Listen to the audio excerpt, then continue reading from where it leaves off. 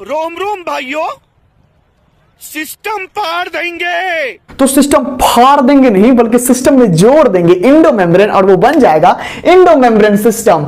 इस Indo membrane system में 4 cell के ऑर्गेनेल्स आपस में मिल करके एक साथ काम करते हैं, इसीलिए हम लोग कहते हैं कोऑर्डिनेशन में काम करते हैं। कौन कौन? Endoplasmic reticulum, Golgi body, lysosome और वैक्यूल्स, यह चारों मिल करके काम करते हैं। सबसे पहले हमें देखना है इंडोप्लाज्मिक रेटिकुलम को, जिसे शॉर्ट फॉर्म में ईआर भी कहते हैं। ये दो तरीके के होते हैं, रफ इंडोप्लाज्मिक रेटिकुलम और एक smooth endoplasmic reticulum. Rough endoplasmic reticulum की यह खासियत है कि उसके चारों तरफ उनके सरफेस पे राइबोसोम पाया जाता है, वही राइबोसोम जो प्रोटीन फैक्ट्री कहलाता है। इसीलिए हम लोग कह सकते हैं कि rough endoplasmic reticulum protein synthesis भी करता है, यानी प्रोटीन बनाता भी है।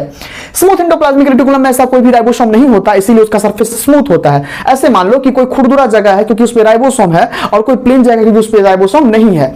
ठीक बात है। अब देखो ये सिंथेसिस क्या करता है? ये करता है लिपिड का सिंथेसिस करता है, साथ साथ में स्टेरॉयडल हार्मोन का भी सिंथेसिस करता है एनिमल्स में। ठीक बात है।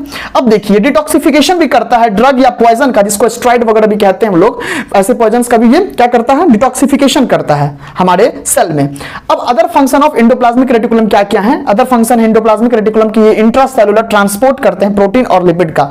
अब मैं आपको इसको एक एग्जांपल के थ्रू समझाना चाहता हूं। मान लो इंडोप्लाज्मिक रेटिकुलम क्या है? वो डोमिनोज है। डोमिनोज क्या करता है? डोमिनोज अपना पिज्जा बनाता है और वो सप्लाई भी करता है, भेजता भी है। लेकिन डोमिनोज क्या अपने एक रेंज तक ही भेज पाता है। मान लो 4 किलोमीटर 5 किलोमीटर तक ही अपने दुकान से वो भेज पाएगा गर्मा गर्म, उससे ज्यादा का वो ऑर्डर नहीं लेता है। ठीक बात है। वरना गांव में बैठ करके हम लोग डोमिनोज का पिज्जा खाते, ऐसा तो नहीं होता है ना, क्योंकि डोमिनोज अपना एक लिमिटेड जगह पे ही अपना डिलीवरी पहुंचाता है। तो उसी प्रकार से ये जो इंडोप्लाज्मिक रेटिकुलम है, ये भी सेल तक, मात्र सेल के अंदर अंदर जितना भी प्रोटीन, जहां भी लिपिड का जरूरत पड़ेगा, जहां भी प्रोटीन का जरूरत पड़ेगा, वहां तक सेल के अंदर में ये पहुंचा देगा। तो सेल के बाहर पहुंचाना अगर हो कभी, तो उसको कौन पहुंचाएगा? तो उसको पहुंचाएगा यही गोल्जी बॉडी या गोल्जी एपैरेटस या गोल्जी कॉम्प्लेक्स, इसी का नाम है। यही जो है पहुंचाने का काम करता है सेल के बाहर भी इस चीज को, कोई भी मटेरियल्स को, ठीक है, चाहे ग्लाइकोप्रोटीन हो, ग्लाइकोलिपिड हो, किसी को भी ये पहुंचाने का काम करता है। ये हमारा नेक्स्ट टॉपिक यही गोल्जी बॉडी होगा, ठीक है, नेक्स्ट क्लास में।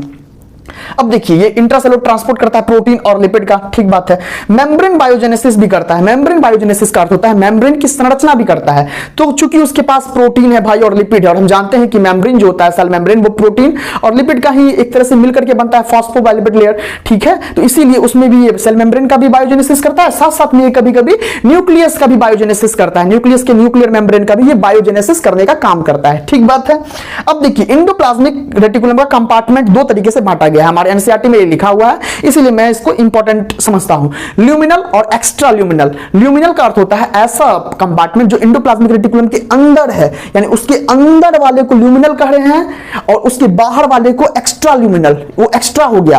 तो एक्स्ट्रा ल्यूमिनल मतलब कि साइटोप्लाज्म में सेल है, सेल के अंदर में इंडोप्लाज्मिक रेटिकुलम है, तो इंडोप्लाज्मिक रेटिकुलम के जो अंदर में हुआ उसको ल्यूमिनल कहे, इंडोप्लाज्मिक रेटिकुलम के बाहर लेकिन सेल में ही है तो उसको एक्स्ट्रा ल्यूमिनल कहे। ठीक बात है। इसी के साथ हमारा टॉपिक कंप्लीट हुआ। आप लोग इसका स्क्रीनशॉट ले लीजिएगा। तब तक के लिए जय हिंद। मिलेंगे नेक्स्ट टॉपिक गोल्जी एपैरेटस में। जय हिंद।